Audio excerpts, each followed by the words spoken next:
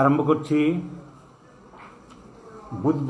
প্রতি বুধবার ভারতীয় সময় রাত 9:30টায় যে ক্লাসটা নেওয়ার কথা বলেছি। প্রতি বুধবার রাত 9:30 ভারতীয় সময়, বাংলাদেশ সময় স্বাভাবিকভাবে 10টা, এই দিনে এই সময়ে আমি একটি ক্লাস নেব। এটি কন্টিনিউ হবে। কি থাকবে? বিভিন্ন রকম। এটা অ্যামালগ্যামেট ক্লাস, মানে মিশ্রিত ক্লাস। প্রতিটা সাবজেক্ট, প্রতিটা বিষয় যখন যেটা মনে পড়বে এদিক ওদিক আলোচনা করব, যাতে চিকিৎসকদের কাজে লাগে।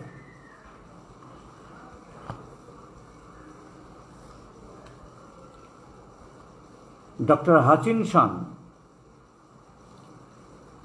একজন আমেরিকান ফিজিশিয়ান, হোমিওপ্যাথিক। হাচিনসন ঔষধের পোটেন্সি সিলেকশনের ব্যাপারে কি উপদেশ দিয়েছেন? হাচিনসন বলছে, পোটেন্সি সিলেকশন করার জন্য তোমার দরকার, মাইক্রোফোন এখানে নেই, সেটা নিচের চেম্বারে আছে। এটা আমি উপরে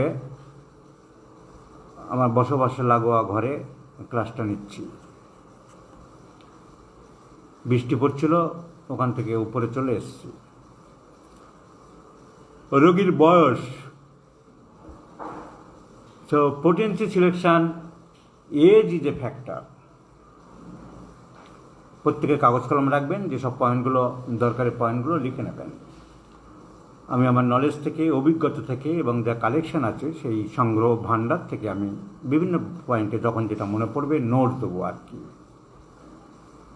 ডক্টর হাচিনসন বলছেন, পোটেন্সি সিলেকশনের মেন পয়েন্টগুলো হলো রোগীর বয়স,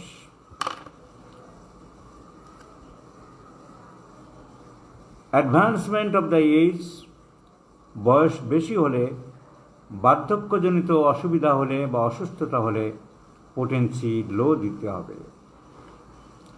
জীবনী শক্তির ক্ষমতা, the power of vital force, the stamina of the vital force, জীবনী শক্তির ক্ষমতা কেমন আছে, সে কেমন নিতে পারে তার উপরে। এই জীবনী শক্তি বয়সের সাথে সাথে পরিবর্তন হয়।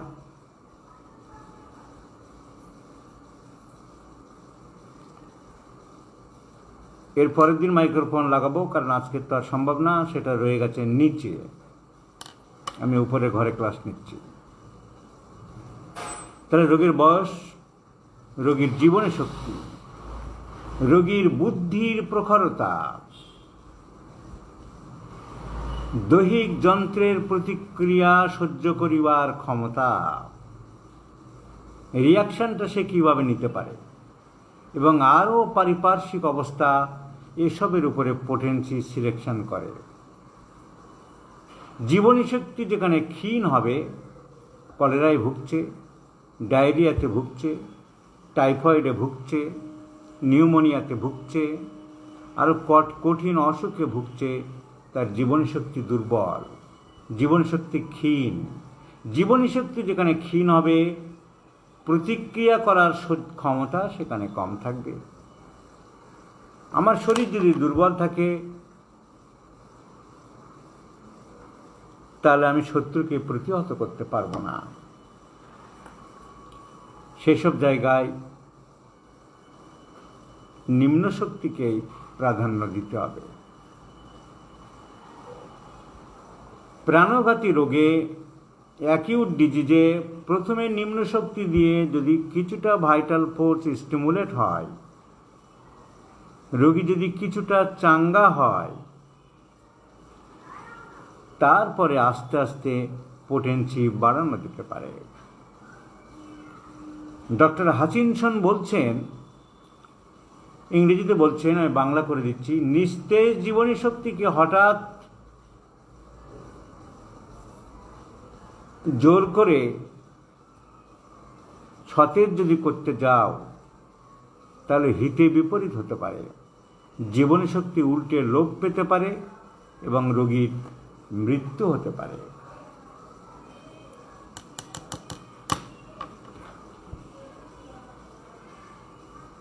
ডক্টর অসলার নিউ ইয়র্কের physician high potency low potency difference করেছে সুন্দর একটা লাইন দিয়ে।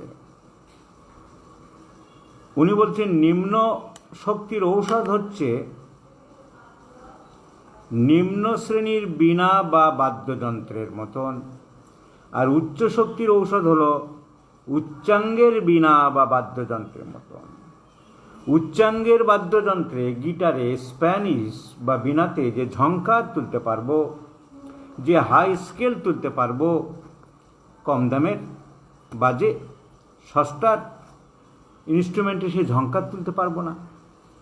So high potency selection like the high skill instrument.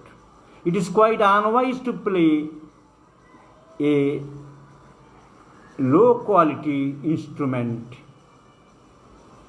for good sound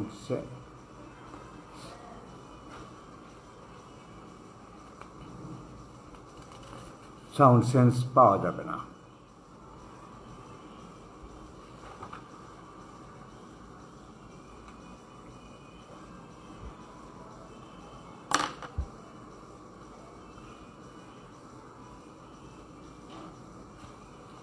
হ্যানিম্যানের theory বহু আগে সারা জীবন ধরে প্রতিষ্ঠা করে গেছেন হিপোক্রেটিস।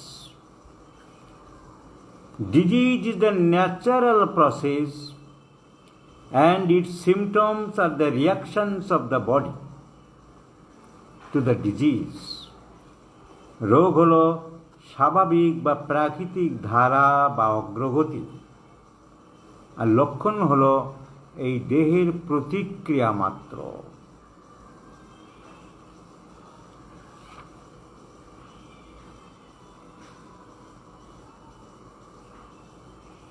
কেন্ট এক জায়গায় বলছেন, some men are incapable of grasping the homoeopathic doctrine and fall into mongrelism. কতকগুলি লোক হোমিওপ্যাথির নীতি ঠিক বুঝতে পারে না, তাই তারা হোমিওপ্যাথি ও অ্যালোপ্যাথির মিশ্রিত এক সংকর জাতীয় অবস্থায় পতিত হয়। I would prefer an allopath to one who professes to be a homeopath,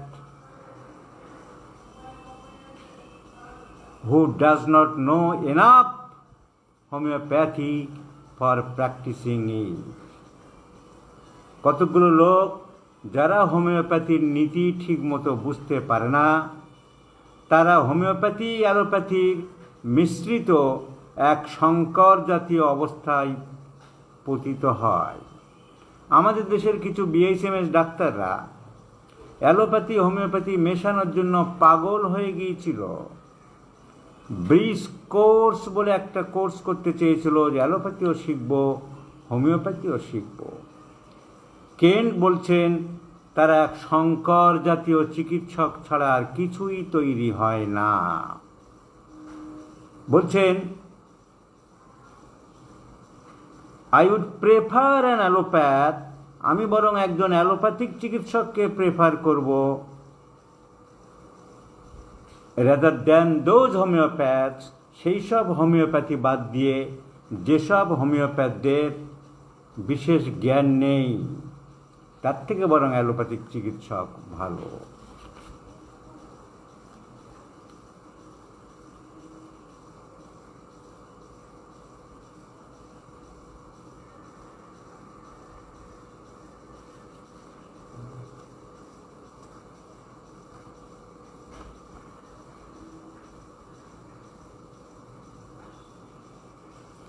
potency selection সম্বন্ধে কেন্ট এক জায়গায় বলছেন, Never ignore the mental symptoms of your patient.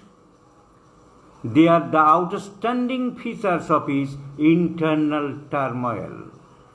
রোগীর মানসিক লক্ষণকে কখনো উপেক্ষা করো না, কারণ মানসিক লক্ষণে হচ্ছে একজন রোগীর আভ্যন্তরীণ অবস্থার প্রতিরূপ। Never ignore the mental symptoms of your patient. They are the outstanding features of the internal turmoil of the vital force. কোন শক্তি দেব? অনেকে যে জিজ্ঞাসা করে লো পোটেন্সি দেব না হাই পোটেন্সি দেব। পোটেন্সি সিলেকশন অনেকগুলো পয়েন্ট, একটু আগেই আমি ডক্টর এর কথা বললাম, ডক্টর হাচিনসনের কথা বললাম। আর অনেকে বলেছে যে রোগীর বয়স, ভাইটাল ফোর্স কোন লেভেলে আছে, সেক্স, মেয়েদের ক্ষেত্রে বাচ্চাদের ক্ষেত্রে হাই পোটেন্সি লাগে, দে আর মোর সেন্সিটিভ। বৃদ্ধদের ক্ষেত্রে বা প্যাথোলজিক্যাল লিজন যেখানে হয়েছে সেখানে লো পোটেন্সি এরকম লাগে। কেন্ট বলছেন এক জায়গায়, কি বলছেন পোটেন্সি সম্বন্ধে Kent? It requires all the potencies that have ever been made to master constitutions. এই বিভিন্ন বই থেকে আমার কালেকশন করা নোট, আমি সেখান থেকে হঠাৎ কিছু পয়েন্ট দিচ্ছি। তাহলে পোটেন্সি সিলেকশন সম্বন্ধে কেন্ট ওষুধ সিলেকশন সম্বন্ধে কি বলল? Never ignore the mental symptoms, মানসিক লক্ষণকে কখনো অবহেলা করো না। জন্ডিস মানেই চিলডোনিয়াম মাদার ভেবো না। আজকে একটা বাচ্চা আমার চেম্বারে অন্তত আজকে 10-12 জন জুনিয়র হোমিওপ্যাথিক চিকিৎসক এবং ছাত্রেরা ছিলেন। তারা দেখেছে কি কেসে যেন সিনা প্রেসক্রিপশন করলাম due to strong general and mental symptom obstinate and tremendous hungry. অনেকে আছে এখানে, পল্লব কর্মকার দ্বারা, তোমরা বলো কি কেসটা, আমি ভুলে গেলাম। তো ছেলেদেরকে জিজ্ঞাসা করলাম যে কী ওষুধ হবে, কেউ সিনা মাথায় আনতে পারেন, এই কেসে সিনা দেবো। কেসটা কি ডায়াগনোসিসটা আমি ভুলে গেলাম। এক্সেসিভ হাঙ্গার, প্রচুর খিদে, ফসফরাস, সিনা, চায়না, লাইকোপোডিয়াম। ডক্টর অভিজিৎ তো ছিল, ওই যে অভিজিৎ লিখছে, ঠিক স্যার কী কেসটা কী যেন ছিল, ভুলে গেছি। সো হাইলি ইরিটেবল নেপ্রোটিক সিনড্রোম ছিল কেসটা, নেপ্রোটিক সিনড্রোম। ছোট বাচ্চার নেপ্রোটিক সিনড্রোম হয়ে গেছে, আর স্টেরয়েড খাইয়ে খাইয়ে সর্বনাশ করছে। তাকে দিলাম সিনা। যদি কাজ করার হয় সিনাতেই করবে, কারণ তার অসম্ভব ক্ষুধা, অসম্ভব জেদ, এইসব সিমটম আছে। তো সিনা যখন মনে পড়ে গেল, সিনার কয়েকটা সিমটম বলছি। আমি বলেছি এটা কোনো পার্টিকুলার একটা সাবজেক্ট নিয়ে আমি আলোচনা করব না, যখন যেটা মনে আসবে শেখানোর জন্য ইন জেনারেল শেখাবো। সিনা প্রেসক্রিপশন করতে গেলে কয়েকটা সিমটম খুব মনে রাখতে হবে। প্রচণ্ড ক্ষুধা, সবসময় খাই ভাব, খাওয়ার পরেই খিদে, যা পাবে তাই খেতে চায়। গ্রামের দিকে একটা ফ্যামিলিতে একটা বাচ্চা, তার বাবা বলছে এই ছেলেটাই আমাকে দোকানদারি করতে দেবে না, জানেন, মুদির দোকান, বইনে লজেন্স বিস্কুট যা থাকবে শেষ করে দেবে। 4-5 বছরের ছেলে, বেদম মারি, তাও কোনো খিদে মেটে না। মারলে হবে, ওর তো রোগ আছে ভাই। প্রচণ্ড খিদে, প্রচণ্ড জেদ, প্রচণ্ড রাগ। প্রস্রাব করলে ছোট ছোট বাচ্চাদের যদি মেঝেতে পড়ে, সাদাটে দাগ পড়ে, হোয়াইট স্টেনস কিংবা ঘোলা ঘোলা লাগে, সিনার একটা ক্যারেক্টারিস্টিক সিমটম। ফসফরিক অ্যাসিডে ম্যাথমেটিকায় অনেক বইয়ে লেখা আছে দুধের মতন সাদা প্রস্রাব। তুমি খুঁজে বেড়াও, সারা জীবনেও পাবে না। কেন? আনকন্ট্রোল ডায়াবেটিসের জন্য ওটা হতো। তখন ডায়াবেটিসের কোনো হোমিওপ্যাথিতে কোনো ওষুধে তো হাই ডায়াবেটিস কন্ট্রোল হয় না। তখন ডায়াবেটিসে অ্যালোপ্যাথিক এই সমস্ত মেটফরমিন জাতীয় ওষুধগুলো আবিষ্কার হয়নি। তার মানে সুগারের লাস্ট স্টেজ, রোগী শেষ হয়ে যাচ্ছে, তাই তার অসম্ভব সাদা প্রস্রাব হচ্ছে। ইউরেনিয়াম নাইট্রিকাম বলে একটা ওষুধ আছে, বলছে সুগারের খুব ভালো ওষুধ। যখন দিন দিন চেহারা খারাপ হয়ে যাচ্ছে, শুকিয়ে যাচ্ছে, সুগার থাকলে তো এটা হবে, কমন সিমটম। এইসব সিমটমের কোনো দাম নেই। ওই দেখে মেটেমেডিকা পড়ে তুমি প্র্যাকটিস অফ মেডিসিন বুঝলে না, জানলে না, ডিজিজ সম্বন্ধে আইডিয়া নেই, ইউরেনিয়াম নাইট্রিকাম খুঁজে বেড়াচ্ছ, কিচ্ছু হয় না। That is the common symptom of the advance diabetes. তার শরীর শুকিয়ে যাবে, তার চোখ ঢুকে যাবে, তার হাড়গোড় বেরিয়ে যাবে, তার ওজন কমে যাবে, তার নার্ভ ঝিনঝিন করবে, ডায়াবেটিক নিউরোপ্যাথি। তার দৃষ্টিশক্তি কমে যাবে, ডায়াবেটিক রেটিনোপ্যাথি। তার স্কিন ডিজিজ হতে পারে, ডায়াবেটিক ডার্মাটোপ্যাথি। সো কমন সিমটম অনেক আছে মেটেমেডিকায়, না বুঝতে পারলে খুবই মুশকিল। এবং আমাদের মেটেমেডিকায় অনেক কমন সিমটম লেখা আছে, কারণ তখন প্র্যাকটিস অফ মেডিসিন ভালো করে জানতো না চিকিৎসকরা, হোমিওপ্যাথিক ডাক্তারেরা। প্র্যাকটিস অফ মেডিসিনের অনেক সিমটম তখন ডেভেলপ হয়নি। সো কেন্ট যেমন বললো, mental symptoms is very important. যে কারণে আজকে আমি সিনা দিয়েছিলাম, তাই আমি সাইডে সরে এসেছিলাম। উনি বলছেন আরেক জায়গায়, it requires all the potencies that have ever been made to master constitution. Some will require medium potencies, some very low, and some very high. 3 রকম পোটেন্সি আমাদের বিভিন্ন জায়গায় দরকার হতে পারে। শরীরের যার যেমন কন্ডিশন, শরীরের স্বাভাবিক অবস্থা আয়ত্ত করতে সকল শ্রেণীর পোটেন্সির প্রয়োজনীয়তা আছে। কারো দরকার উচ্চ শক্তি, কারো দরকার মধ্য শক্তি, কারো দরকার নিম্ন শক্তি।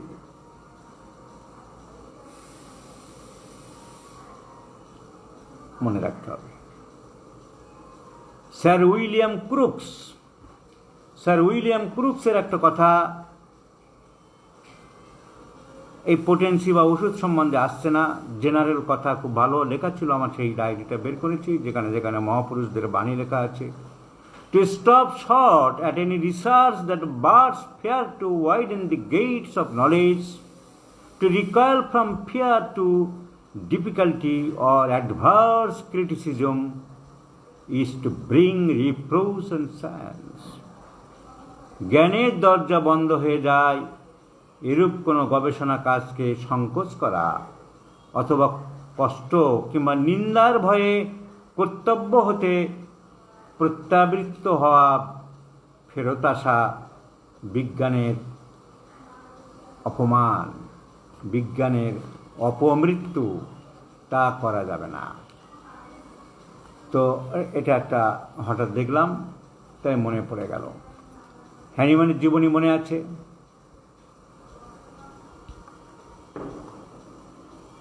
চরম একটা সময়ে দারিদ্র তাকে গ্রাস করেছিল, শহরে থাকতে পারল না। লিপজিগ শহরের এত খরচ তিনি সামলাতে পারলেন না। সেখানকার কাছাকাছি পল্লী স্টোটারিস, আমেরিকা লন্ডনে গরিব মানুষ আছে, সাইডে এখনও আছে। হ্যানিম্যান খরচ বাঁচানোর জন্য সামলাতে পারল না বলে, কারণ উনি তো প্র্যাকটিস করছেন না, তখন প্র্যাকটিস ছেড়ে দিয়েছে। উনি স্টোটারিস একটা কলোনি টাইপের জায়গায় বাস করতে লাগলেন। দারিদ্রের মতন পোশাক, চামড়ার জুতো নেই, কাঠের জুতো, খড়ম জাতীয় জুতো পরেন। সংসারের কাজকর্ম নিজে করেন, পচা আলু দিয়ে কাপড় পরিষ্কার করতেন।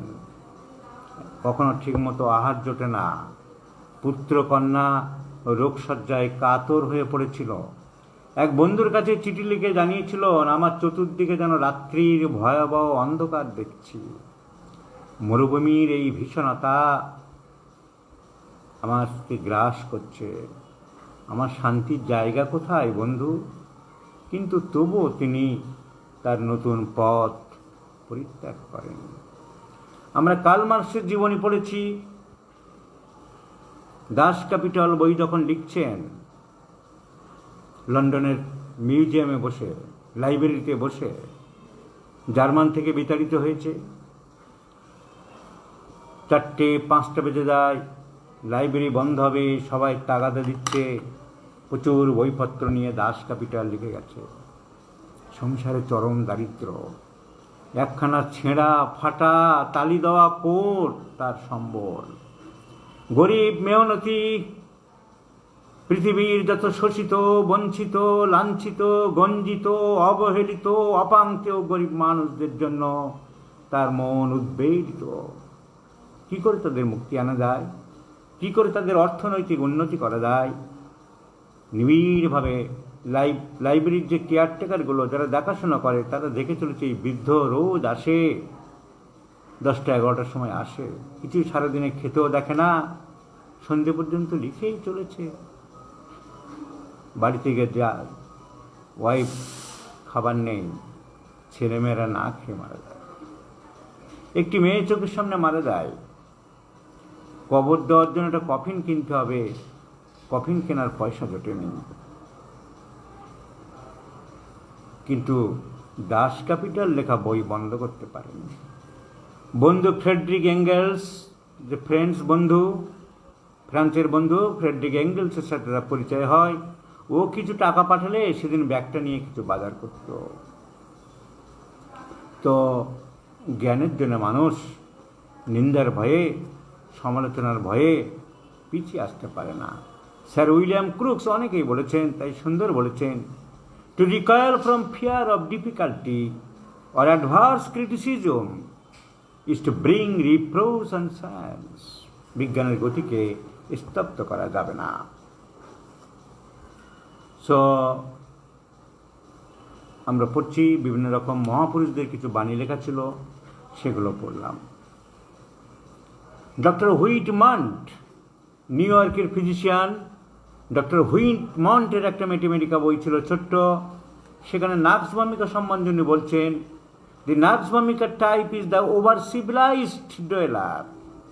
নাক্স ভূমিকা সুসভ্য, মার্জিত, উন্নত নগরীর অধিবাসী বলে কল্পনা করবে। দি নাক্স ভূমিকা হল সুসভ্য, মার্জিত, উন্নত নগরীর অধিবাসী। যারা খুব modern life, ultra modern life lead করতে চায়, সফিস্টিকেটেড লাইফ লিড করতে চায়, কাজকর্ম করতে চায় না, বসে বসে টিভি দেখবে রিমোট নিয়ে, অনেক রাত পর্যন্ত মোবাইল ঘাঁটবে, সকাল 8টার সময় উঠে দাঁত ব্রাশ করবে, চা খাবে। এরা তথাকথিত সিভিলাইজড বা মডার্ন ভাবে, কিন্তু এরা contrary to the natural mechanism of the body, biological cycle follow করছে না। There is a biological cycle in our body, যেমন রাত্রিবেলা শুয়ে পড়তে হবে তাড়াতাড়ি খেয়ে, ঠিক সময়ে প্রত্যেক দিন স্নান বা আহার করতে হবে, সেগুলো ফলো করে না। তো এই ধরনের রোগীদের ক্ষেত্রে নাক্স ভূমিকা is a very very important medicine. এই বায়োলজিক্যাল লাইফ লিড করছেন একটা মানুষ, তার অর্শ হোক, কনস্টিপেশন হোক, ডায়রিয়া হোক, তুমি অনেক সিমটম কালেকশন করতে পারো, কেস টেকিং করতে পারো, কিন্তু দেখতে হবে যে পেশেন্ট ইজ ইন্ডোলেন্ট, কুঁড়ে, যা পায় তাই খায়, বায়োলজিক্যাল রুটিন তার জীবনে নেই, you may think of Nux bomb.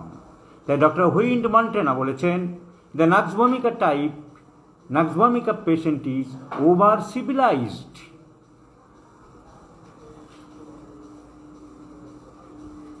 Doctor sir John Weir, royal London হোমিওপ্যাথিতে স্যার জন ওয়ার ছিলেন বিখ্যাত হোমিওপ্যাথিক ফিজিশিয়ান। তার একটা ডায়লগ আমি লিখে রেখেছি, খুব সুন্দর কথা, the employment role would never solve the unemployment problem. বেকারের কর্মসংস্থা বেকার সমস্যা মীমাংসা কখনো করতে পারে না। So palliatives are not curative. The economy must be put right to give nature a chance, and that is what homeopathy does. কি সুন্দর কথা। বেকারদের কর্মসংস্থান যেমন বেকার সমস্যার মীমাংসা করতে পারে না, বেকার সমস্যার সমাধান করতে পারে না, সেইরূপ রোগ উপশম করা প্রকৃত আরোগ্য নয়। আমরা শুধু শুধু উপশমের দিকে দৌড়াবো না। অ্যালোপ্যাথরা উপশম করার চেষ্টা করছে, আর মাঝে মাঝে সেমিনার করে হোমিওপ্যাথির গালমন্দ করছে। হোমিওপ্যাথি ডাক্তার কেউ এলো না, হোমিওপ্যাথিতে রোগ সারে না, ক্লিনিক্যাল ট্রায়াল নেই, গরু ছাগলের ট্রায়ালটাকেই বড় ট্রায়াল বলে মনে রেখেছে। তাই বলছেন স্যার জন ওয়ার, একমাত্র হোমিওপ্যাথিতেই ইয়া সম্ভব, ইয়া স্বভাবকে সাহায্য করে। Sir John Weir. Doctor Pierre Schmidt সুইজারল্যান্ডের বিখ্যাত ফিজিশিয়ান ছিলেন, কেন্টের ডাইরেক্ট ছাত্র ছিলেন। ডক্টর পিয়ার স্মিথ, ডক্টর গ্লাডউইন,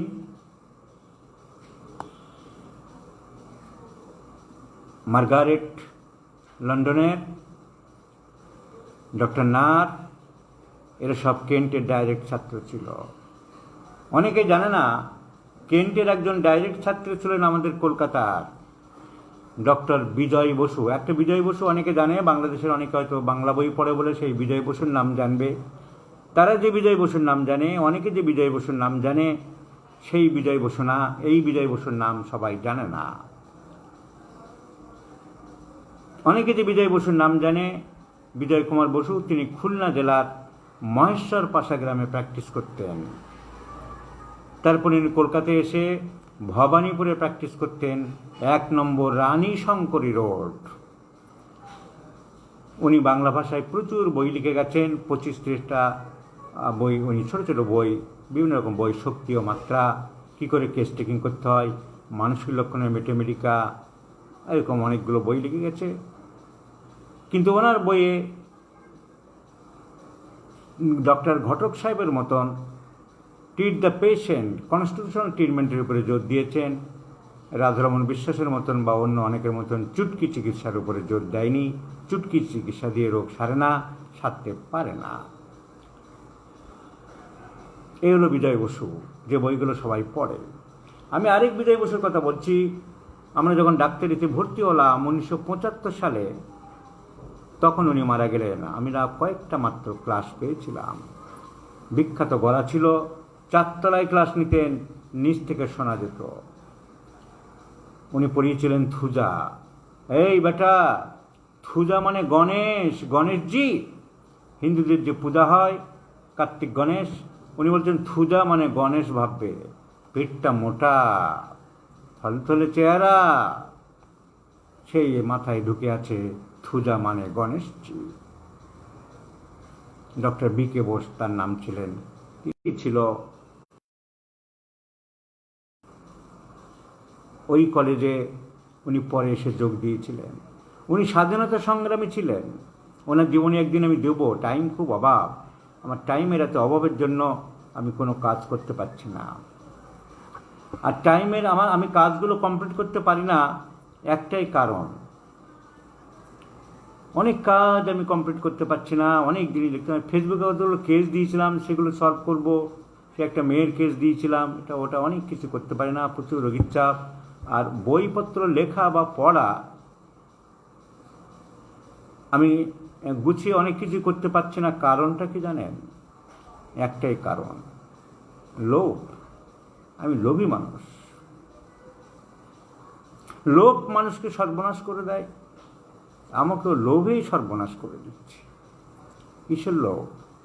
খাবারের লোভ নয়, টাকার লোভ নয়। এই কাজটা করবো, এই অর্গাননটা একটু ধরবো। আজ এক গাদা অর্গানন বইপত্র নিয়ে, ফিলোজফি বইপত্র নিয়ে বসলাম। পরে মনে হয় কোথেকে একটা রেপার্টের, ফেসবুকে একটা কিছু পোস্ট দেখে বা কোনো একটা কারোর কথা শুনে মনে হলো রেপার্টের উপরে এইটা করতে হবে, ওটা চাপা পড়ে গেল, এইটা হাত দিলাম, ওটা ইনকমপ্লিট হয়ে গেল। আবার রিপোর্টে এটা কিছুটা করলাম, এই কাজটা করতে হবে। হঠাৎ কি মনে হলো, আরে অ্যানাটমির এই চ্যাপ্টারটায় হাত দিতে হবে। প্রত্যেকটা সাবজেক্টে মোটামুটি দখল না থাকলেই ভালো। যেহেতু সব দখল আছে আর সব মাথায় আসে, লোভ, এইটা করব। লাইকোপোডিয়ামের রোগীর যেমন লোভ, আমাকে বড় মাছটা দাও, আমি এইটা খাবো, ওইটা এত কম কেন, চোখ বড় বড়। এই আমার এই লোভে কোনো কাজ করতে পারছি না। তাই লোভ অনেক রকমের হতে পারে, এটা আমার লোভ। আমার মনে হলো যে মহাপুরুষদের জীবনী লিখতে হবে, হাত দিলাম, কিছুটা কাজ করলাম। আবার লোভ, না, ফিলোসফির উপরে কিছুটা কাজ করতে হবে। এই লোভের জন্যে সব খাপছাড়া হয়ে যাচ্ছে। এই লোভী মানুষই গণ্ডগোল হয়ে গেছে। সো কি যেন বলছিলাম, বিজয় বসুর জীবনী। উনি যখন স্বাধীনতা সংগ্রামী ছিলেন তখন ধরা পড়ে যেতে ভয়ে ধরা পড়ে যাচ্ছিলেন, এরকম একটা সময় উনি কোনো একটা জাহাজে উঠে পালিয়ে আমেরিকায় চলে যায়। আমেরিকায় গিয়ে ঘোরাঘুরি করে রাস্তায় ফুটপাতে। নিউ ইয়র্কে, না চিকাগোতে, সেই সময় কেন তখন চিকাগো চলে গেছে নিউ ইয়র্ক ছেড়ে। চিকাগো হোমিওপ্যাথিক মেডিকেল কলেজের ডিন হয়েছেন কেন সাহেব। চিকাগোতে তখন দুটো college, Hering homoeopathic medical college আর ডানহাম হোমিওপ্যাথিক, না ডানহাম না, অন্য একটা কী জানো, দুটো কলেজ অ্যামালগামেট হয়ে একটা কলেজ হয়েছে। কেন সাহেবকে ওখানকার প্রিন্সিপাল করে দেওয়া হয়েছে। সো হঠাৎ মনে, তখন ওই হোমিওপ্যাথি অত রেস্ট্রিকশান ছিল না। সো উনি হোমিওপ্যাথি পড়ার জন্যে খোঁজখবর পেয়ে ভর্তি হতে গেলেন। ইন্টারভিউ নিচ্ছিলেন কেন্ট, কোত্থেকে এসছো, কী ব্যাপার, ভারতবর্ষে, তোমার ভারতবর্ষে হোমিওপ্যাথির খবর কি, তুমি কি ভারতবর্ষে হোমিওপ্যাথি প্র্যাকটিস করতে পারবে? পারবো স্যার। উনি হোমিওপ্যাথি ভর্তি হলেন। ডক্টর বিজয় বসু ভারতবর্ষের মধ্যে একমাত্র কেন্টের ছাত্র ছিলেন।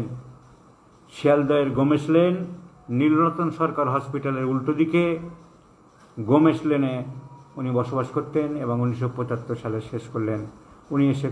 উনি ওখান থেকে ফেরত এসে তারপরে মতিলাল নেহরুর বাড়িতে গৃহ চিকিৎসক হয়েছিলেন। জওহরলাল নেহরু, ইন্দিরা গান্ধী সব ছোটোবেলায় ওনার ওষুধ খেয়েছেন। তারপরে উনি কলকাতায় গেলেন, ক্যালকাটা হোমিওপ্যাথিক মেডিকেল কলেজের ভার, এবং সেই 1948 সাল থেকে উনি কলকাতা হোমিওপ্যাথিক মেডিকেল কলেজের অনেক উন্নতির জন্য চেষ্টা করেছেন এবং সর্বেসর্বা ছিলেন ডক্টর বি.কে. বোস। একটা সময় এমন ভাবা হয়েছিল যে কলকাতা হোমিওপ্যাথিক মেডিকেল কলেজের নাম পাল্টে doctor BK. Bose Memorial homeopathic college করা হবে, তারপরে করা হয়নি, যেহেতু একটা ওল্ডেস্ট ঐতিহ্যমণ্ডিত নাম আছে। রেপার্টরি এবং ম্যাথমেটিকা দুটোর মধ্যে পার্থক্য কী? আমরা বারবারই বলি যে repertory is not the final authority. Materia medica আমাদের লাস্টে কনসাল্ট করতে হয় এই রেপার্টরি দেখার পরে। পিয়ার স্মিথ বলছে repertory and materia medica are the twins, দুটি যমজ বোন। They are inseparable from their life. Repertory ও ম্যাথমেটিকা যমজ ভাই বোন, একজনকে আরেকজন থেকে পৃথক করা যায় না।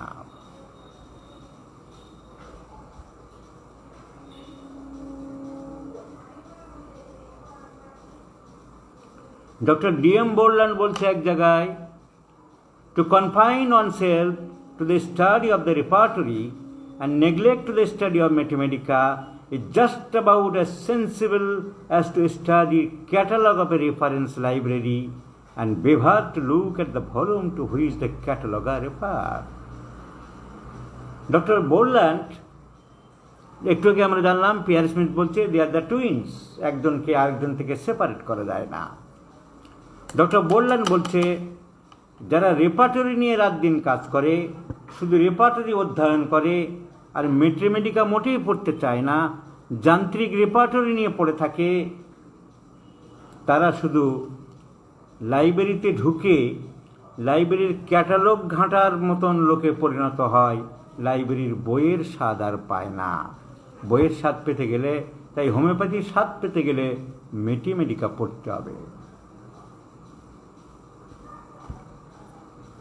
সো শুধু ক্যাটালগ নিয়ে যদি পড়ে থাকতে চাও তাহলে রেপার্টরি খালি ঘেঁটে যাও, আর তবে যদি ক্যাটালগ দেখে আবার তার সঙ্গে বইটাও পড়তে চাও তাহলে ম্যাথমেটিকা পড়ো।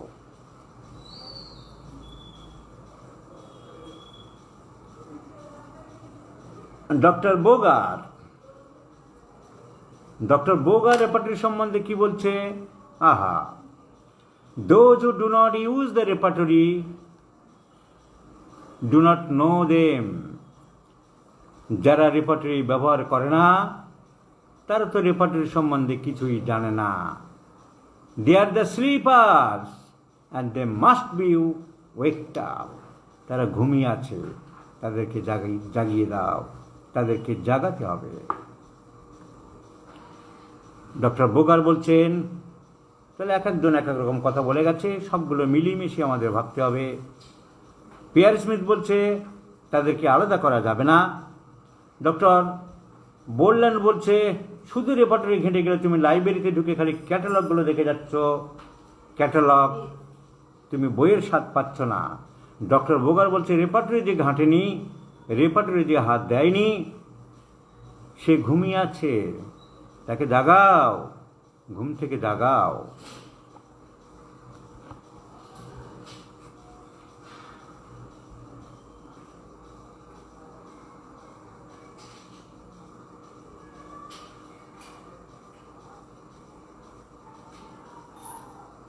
Dr. Ari Hayes বলছে the simillimum needle has to be pulled out the Mathematica haystack.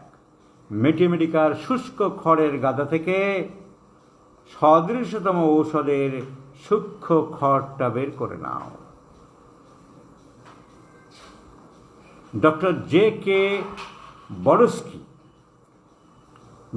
K Borsky American physician বলছেন the simillimum is like the water on fire. According to the violence of the fire, we have to pour water on it by buckets one after another. সদৃশতম ঔষধ হচ্ছে আগুনের উপরে জলের ন্যায়। আগুনের ভীষণতা অনুসারে বালতি বালতি যেমন জল ঢালতে হয়, তেমনি সদৃশতম ঔষধ হলো একটা স্ফুলিঙ্গ। আগুন জ্বালতে একটা স্ফুলিঙ্গই যথেষ্ট।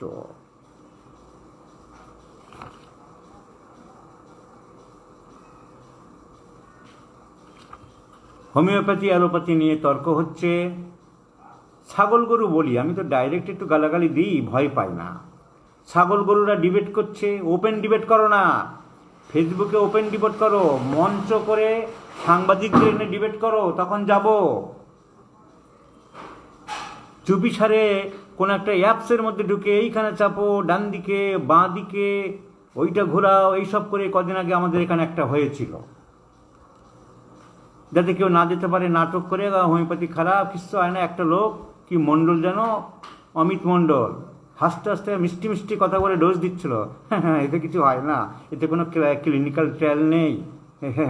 আরে গাধা, ওপেন ডিবেটে আয়, ফেসবুকে ওপেন করো, সবাই কমেন্ট করুক ওপেন।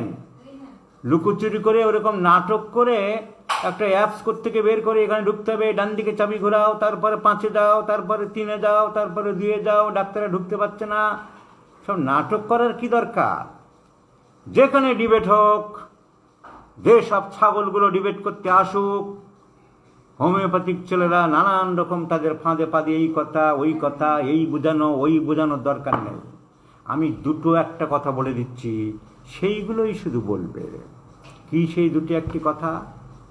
1 নম্বর কথা, হোমিওপ্যাথিতে ওষুধ নেই, হোমিওপ্যাথিতে প্লাসিবো এফেক্ট। প্রমাণ দাও।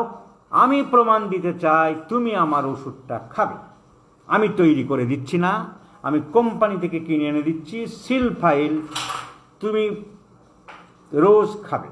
10 জন 15 জন বিশিষ্ট ব্যক্তি রেখে, রিপোর্টার রেখে তাদের সামনে তোমাকে আমি খাও। আমি তোমাকে বলে দিচ্ছি ওষুধটা সাপের বিষ থেকে তৈরি। তুমি তো বলছো সব প্লাসিবো এফেক্ট, তোমাকে রোজ খেতে হবে, ব্যাস, ফার্স্ট, আর কোনো পয়েন্ট নেই। তুমি খাবে, যদি না খাও ডিবেট ইজ ওভার। এটা তুমি আগে খাও 1 মাস, তারপর আমি প্রমাণ দেব। বেশি কথা বলে কোনো আসল কাজের কথা তোমরা বলতে পারো না, পয়েন্টে কথা বলতে হবে। বলো রাজি আছো, রিপোর্টার থাক, লোকজন থাক, আমি বানিয়েও দিচ্ছি না যে তোমাকে বীজ দিচ্ছি, কোম্পানি থেকে ডাইরেক্ট আসবে সিল্ড ফাইল, তোমাকে ল্যাকেসিস 6 10 ফোঁটা করে খাও, কিংবা তোমাকে আর্সেনিক 6 রোজ খাও, তোমাকে ভিরেট্রাম অ্যালবাম মাদার টিংচার খাও, যে ভিরেট্রাম অ্যালবামের তৈরি মদ খেয়ে আলেকজান্ডার মারা গেছে। তুমি যদি এই ডিবেটে আগে এসো, প্লাসিবো এফেক্ট হলে তোমার কিচ্ছু হবে না, তুমি আগে খাও, তারপর তুমি তর্ক করতে আসো। অ্যাভাগ্রাড থিওরি একটা বলে যে ওকে অ্যাভাগ্রাড কি থিওরি বলে গেছে, এরপরে কিছু পাওয়ার নেই। আরে অ্যাভাগ্রাডের বাবার বাবা যদি আবার নতুন আসে, আবার যদি দেখে পাওয়ার আছে, তখন কি করবে? তোমার অ্যাভাগ্রাড থিওরি বাদ দাও, আমি তোমাকে একটা শিশির ভিতরে, এই শিশিটার ভিতরে 10 ফোঁটা সাপের বিষ দিয়েছি, 10 ফোঁটা সাপের বিষ দিয়েছি আমি, 2 3 4 5 6 করে 30। তুমি বলছো 30-এ কিছু নেই, আমার 10 ফোঁটাটা বের করে দাও তো বাপু। ঠিক আছে, ভালো কথা মানলাম নেই, আমার এই 10 ফোঁটা বের করে দাও। এই 10 ফোঁটা কোথায় গেল? আমার 10 ফোঁটাটা ফেরত দাও। প্লাসিবো এফেক্ট যদি হয় তা 10 ফোঁটাটা গেল কোথায়? তুমি এত বড় বিজ্ঞানী, এত বড় কথা বলছো, আমার 10 ফোঁটাটা বের করে দাও ওর থেকে।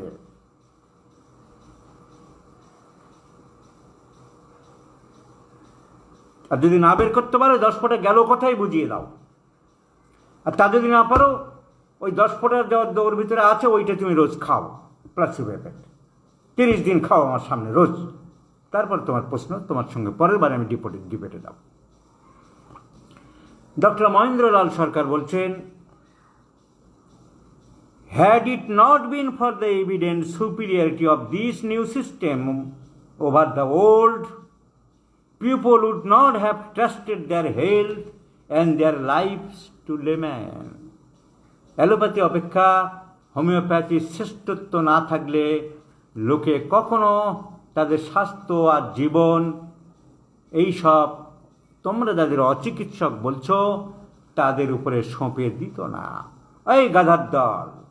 মহেন্দ্রলাল সরকার was the vice president of the Bengal branch of British medical association ছিলেন।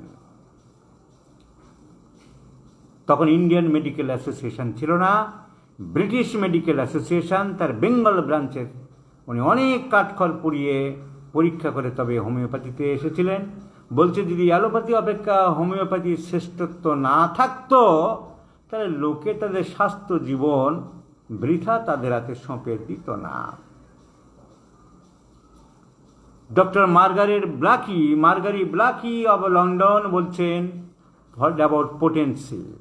অ্যাবাউট পোটেন্সি, উনি high potency low potency difference কী করছেন?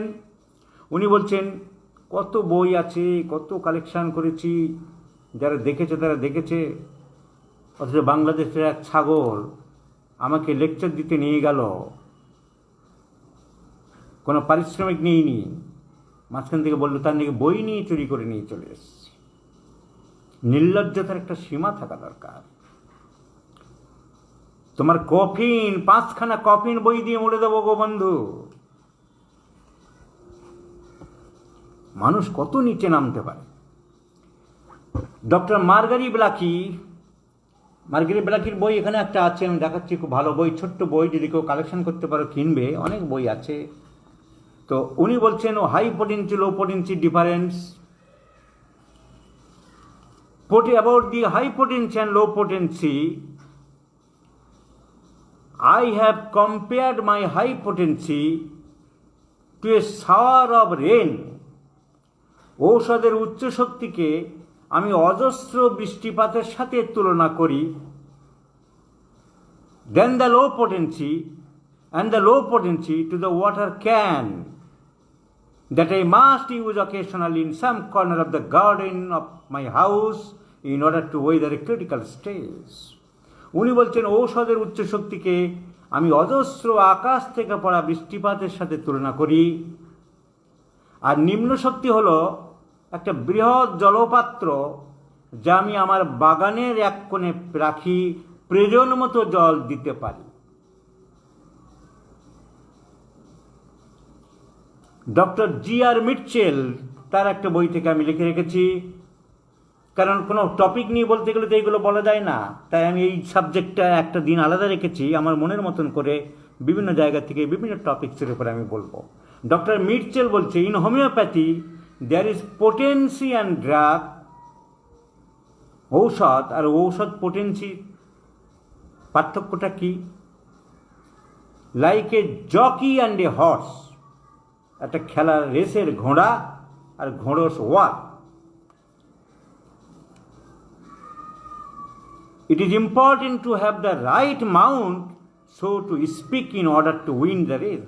হোমিওপ্যাথিক ঔষধ আর শক্তি যেন একটা ঘোড়া আর ঘোড়সওয়ারের মতন, যে বাজি জেতবার জন্য যে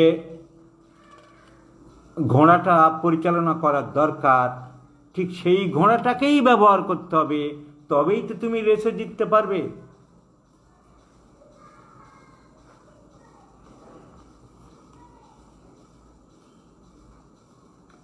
সো স্টেরয়েড বলে চালাচ্ছে কিছু গর্ধপ।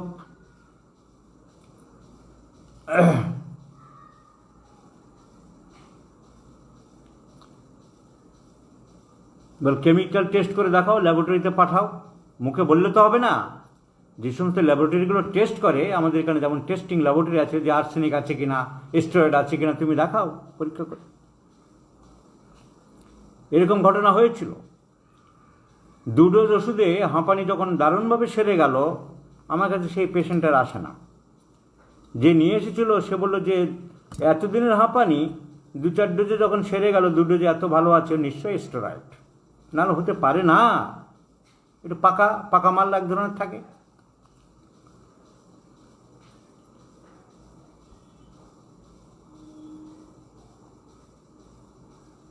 স্যার জন ওয়ার বলছেন, খুব সুন্দর কথা, যেটা আমরা বলি বা করি, every drug are the drug personalities. খুব ছোট্ট ছোট্ট লাইন আমি বলছি, মহাপুরুষদের মনে রাখলে কাজে দেবে।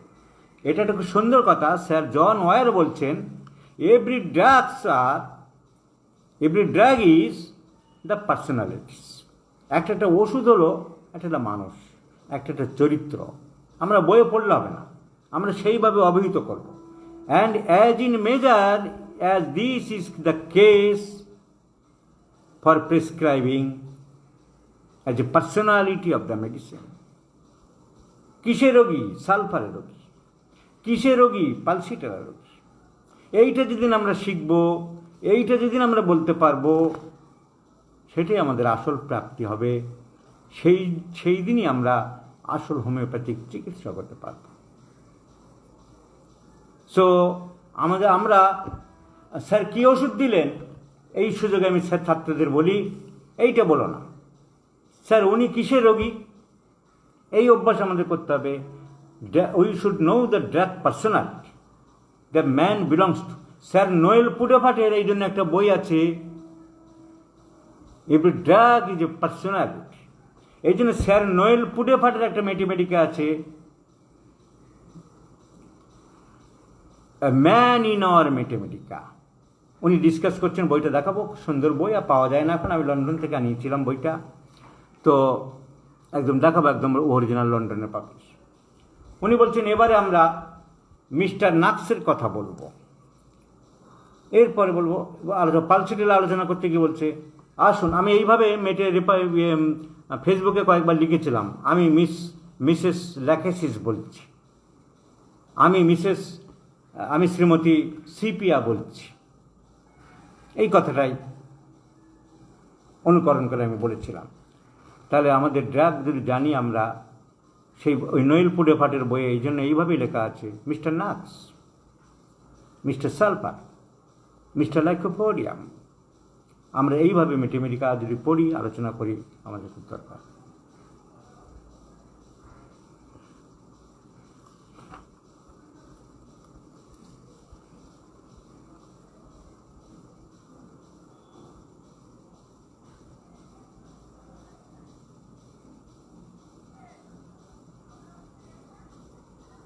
ডক্টর ন্যাশ বলছে symptoms are the cries of the nature, লক্ষণ হলো প্রকৃতির কান্না, মানুষ মানেই প্রকৃতির। Symptoms are the outcries of the nature and infallible guide to the remedies, সেই কান্নাকে থামাতে পারে প্রকৃতিগত ঔষধগুলি।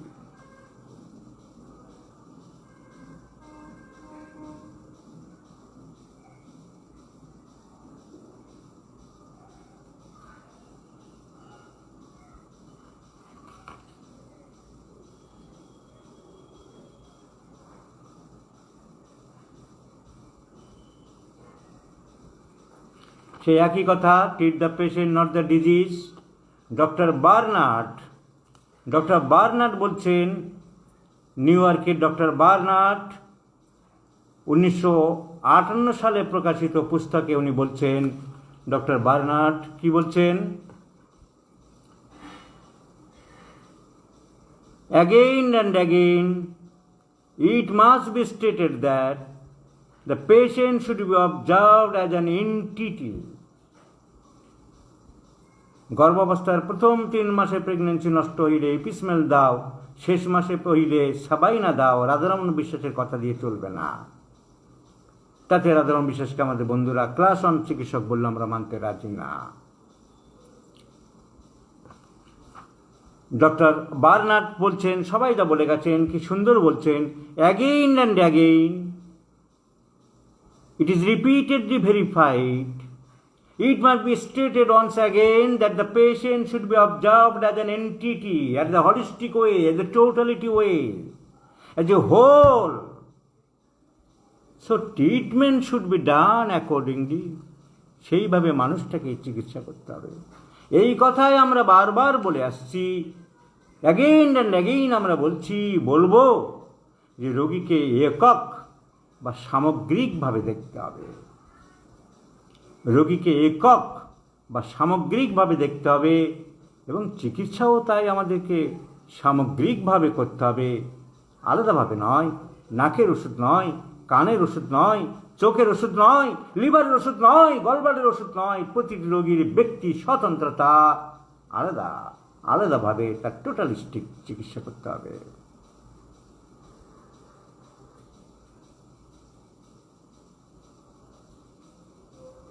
ভাইটাল ফোর্স নিয়ে বিদ্রুপ করে অ্যালোপ্যাথি অনেক ডাক্তার। এই সেদিন ওই অমিত মণ্ডল করছিল, হ্যাঁ করে দাঁত বের করে খুব নাটক করছিল। প্রফেসর জুলিয়াস বাউয়ার বলছে, বাংলা বলে দিচ্ছি আমি, ইংরেজি এর পরে সময় নষ্ট করে লাভ নেই। মাতৃগর্ভে ওভাম বা একটা মাত্র ডিম্বাণু থেকে একটা সিঙ্গেল, ওভাম হচ্ছে single cell. What is the largest cell of the body? Ovum. সব থেকে শরীরের মধ্যে ওভাম ইটসেলফ এ সেল। আমরা ছোটবেলায় পড়তাম, জিজ্ঞাসা করতো প্রশ্ন, which is the largest cell in the body? Ovum is the largest cell in the body. তাই বলছে মাতৃগর্ভে ওভাম একটা মাত্র সেল, একটা সেল থেকে একটা নতুন মানব শিশুর জন্ম হতে পারে, from a single cell. So energy comes from the single cell. একটা অদ্ভুত শক্তি। এই শক্তি বোঝা যায় না, এই শক্তি শেষ হইয়া যায় না। এটাই অনেকে বুঝতে পারে না, এটাই অনেকে বুঝে না বোঝার ভান করে। এই শক্তি সারা জীবন ধরেই চলতে থাকে। এই শক্তি ভাইটাল ফোর্স, এই শক্তি জীবনী শক্তি। Without which the life is dead, without which light is not capable to normal functioning of the body, normal sensation of the body, normal harmonious process of the body. এই শক্তির অভাব, এই শক্তির অভাব, এই শক্তির অস্বাভাবিকতাই হলো রোগ। আহা, প্রফেসর জুলিয়াস বাউয়ার বলছেন, এই শক্তি মানুষের আধার। এই শক্তিকেই ইন্ডিভিজুয়াল কনস্টিটিউশন বা ব্যক্তিগত স্বতন্ত্র আলাদা আলাদা ধাতু বলে আমরা গণ্য করি। এটাই মহাত্মা হ্যানিম্যানের ভাইটাল ফোর্স বা vital principle.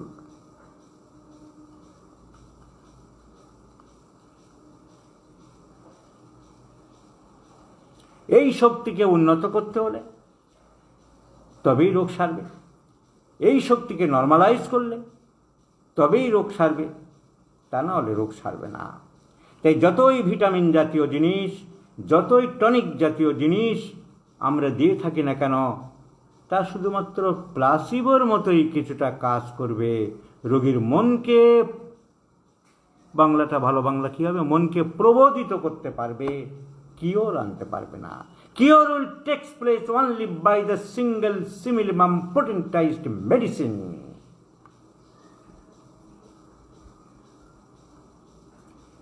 Doctor professor Julius Bauer আবার বলছেন,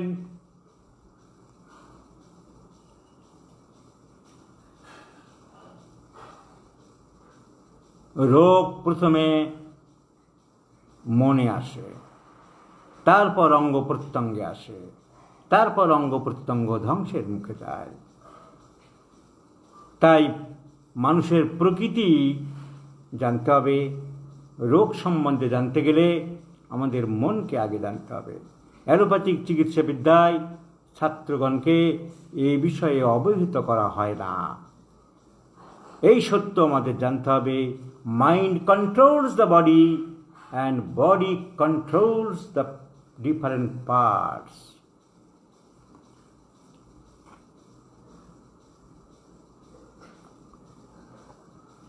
ওষুধ প্রুভিং মেথড সম্বন্ধে হ্যানিম্যানের বহু আগে 9ম শতাব্দীতে ইবনে সিনা, মধ্যপ্রাচ্যের ইবনে সিনা বলছেন, বাংলা বলি, যে পদার্থ দ্বারা যে প্রকারের কষ্ট আরোগ্য হয় সেই পদার্থই সেই রোগ সৃষ্টি করার ক্ষমতা রাখে। তার মানে হ্যানিম্যানের ড্রাগ প্রুভিং থিওরি, হ্যানিম্যানের বহু আগে, 1000 বছর আগে মধ্যপ্রাচ্যের ইবনে সিনা চিকিৎসক বলে গেছেন।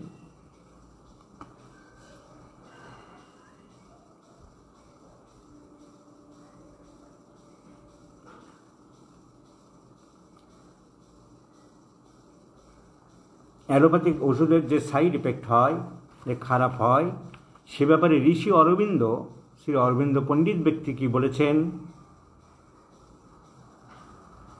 medical science has been more a curse to mankind than a blessing. Allopathic medical science has been more a curse to mankind than a blessing. এই ধরনের চিকিৎসা বিজ্ঞান মানব সমাজের পক্ষে আশীর্বাদের থেকে অভিশাপের বন্যা বেশি বয়ে আনছে। Medical science has weakened the natural health of mind and multiplied individual diseases.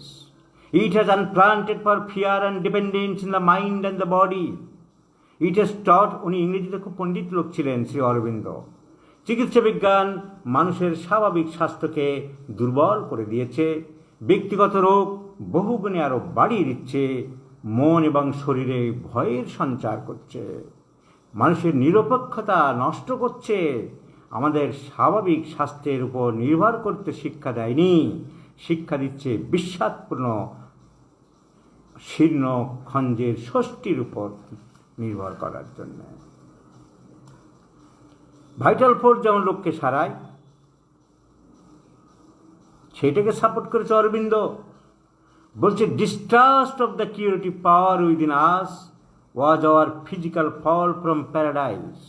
Medical science and a bad heredity are the two angels of God who stand at the gates of the forbid or return and re-entry. আমাদের শরীরের ভিতরের আরোগ্যদায়িনী শক্তি হলো main. এই শক্তির প্রতি অবিশ্বাস যেখানে বাড়বে, আরোগ্য সেখানে পরাভূত হবে।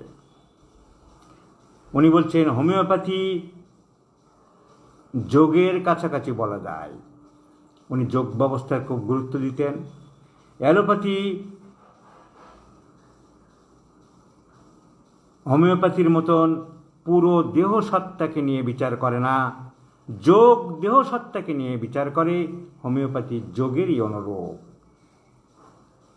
তাই হোমিওপ্যাথির কাজ বেশি সূক্ষ্ম ও তেজে ভরা, মোর ডাইনামিক অ্যান্ড মোর ইনফ্লুয়েন্সিয়াল, ঋষি অরবিন্দ বলছে।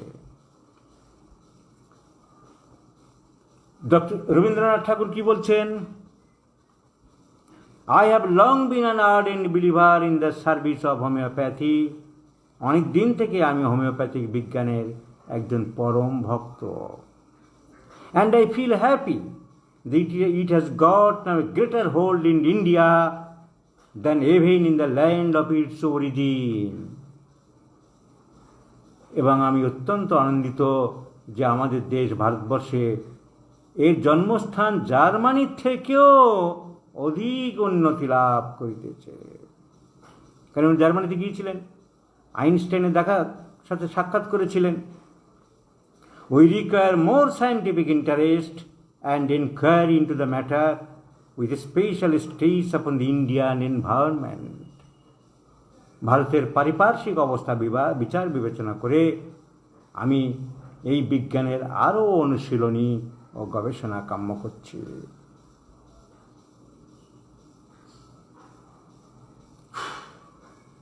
আমি আগের দিন অনেকবারই বলেছি,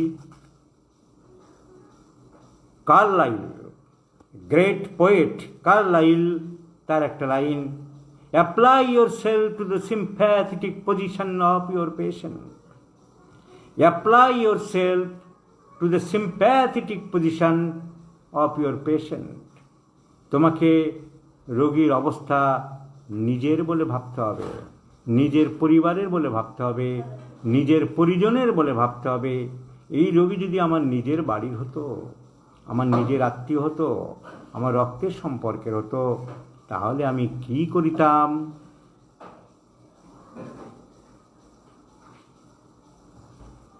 ডক্টর গ্রিমার বলছেন, উইলিয়াম গ্রিমার, রোগী তোমাকে মেটেমেডিকার ভাষা বলবে না। Our patients often speak in the language of his sufferings instead of language of the remedies. তোমার ওষুধের ভাষা বাদ দিয়ে তার নিজের ভাষা বলবে, যে ভাষা তোমাকে চোখে আঙুল দিয়ে দেখিয়ে দিচ্ছে তোমার মেটেমেডিক্যাল লাইনগুলি। And they are infallible guide to the curative of the remedies. রোগীরা বহু সময় ঔষধের ভাষাতেই তাদের দুঃখ কষ্ট জানায়। সেই ভাষা তোমাকে বুঝতে হবে, এই ভাষা তুমি না বুঝলে হবে না। সুকান্তে যেমন ছাড়পত্রের কবিতা লিখেছে, নবজাত শিশুর কথা আছে তার দুর্বোধ্য ভাষা, যে ভাষা বোঝার ক্ষমতা আমাদের নেই, তাকে জায়গা দিয়ে যেতে হবে। চলে যাব তবু আজ যতক্ষণ দেহে আছে প্রাণ, প্রাণপণে পৃথিবীর সরাব জঞ্জাল, এই বিশ্বকে শিশুর বাসযোগ্য করে যাব আমি, নবজাতকের কাছে আমার দৃঢ় অঙ্গীকার। সেই কবিতায় তার আঙুল হেলানো, তার মুখের ভাষা, সুকান্ত বলছে সে ভাষা বোঝার ক্ষমতা তোমার নেই, সে এক দুর্বোধ্য ভাষা। তাই রোগীর ভাষা যদি তুমি না বুঝতে পারো, তাহলে তুমি ওষুধ অ্যাপ্লাই করতে পারবে না।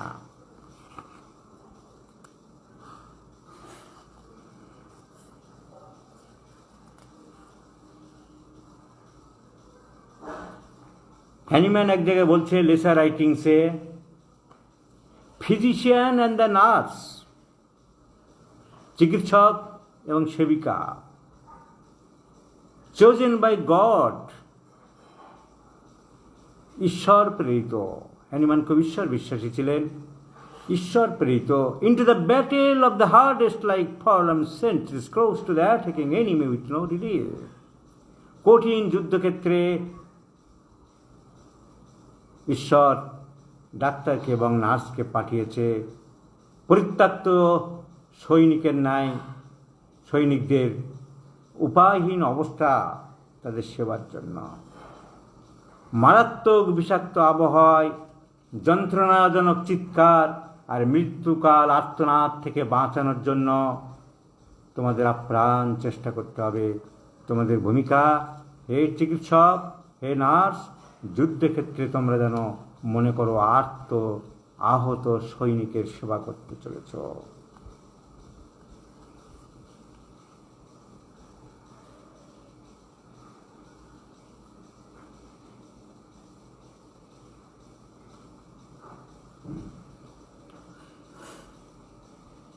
আমি বারবারই বলেছি, ছোট ছোট বাচ্চাদের, যারা ব্রেস্ট ফিডিং বাচ্চা, হ্যানিম্যান বলছে মাকে সেখানে ওষুধ খাওয়াবে। হ্যানিম্যানের কথাই বলছি, সাকলিংস নেভার রিসিভড মেডিসিন। সাকলিং যারা ব্রেস্ট পান করে, দুধ পান করে, তাদের আলাদা করে ওষুধ দেওয়ার দরকার নেই। The mother or the nurse will receive the remedy and through their milk it acts on the child very quickly, very mildly and beneficially. স্তন্যপায়ীকে কোনো ওষুধ দিতে হবে না, তাদের মাকে ওষুধ দিতে হবে, ধাত্রীকে ওষুধ দিতে হবে। তার স্তন্যদুগ্ধের মধ্য দিয়ে ঔষধ দ্রুত শিশুর দেহে নিরুপদ্রবে এবং সুন্দরভাবে কাজ করবে। আজকে এইটুকু আলোচনা করলাম। বিভিন্ন মহাপুরুষদের বাণী হোমিওপ্যাথি সম্বন্ধে, treat the patient not the disease, একই কথা আর সুন্দর করে অনেকে বলেছে। হোমিওপ্যাথির এফেক্ট কী, অ্যালোপ্যাথির সাইড এফেক্ট কী, রবীন্দ্রনাথ কী বলেছেন, অরবিন্দ কী বলেছেন, আরও অন্যান্য মহাপুরুষদের বাণী শোনালাম। পোটেন্সি সিলেকশন কেন্ট কী বলেছেন, রেপার্টরির ব্যাপারে কে কী বলেছেন। আজকের প্র্যাকটিক্যাল আলোচনা হয়তো করলাম না, কিন্তু থিওরিটিক্যাল কিছু ফিলোসফিক্যাল কথাবার্তা আলোচনা করলাম। আজ তাহলে এই পর্যন্তই। দেখা হবে আগামী বুধবার রাত ঠিক 9:30টায়। Good night everybody.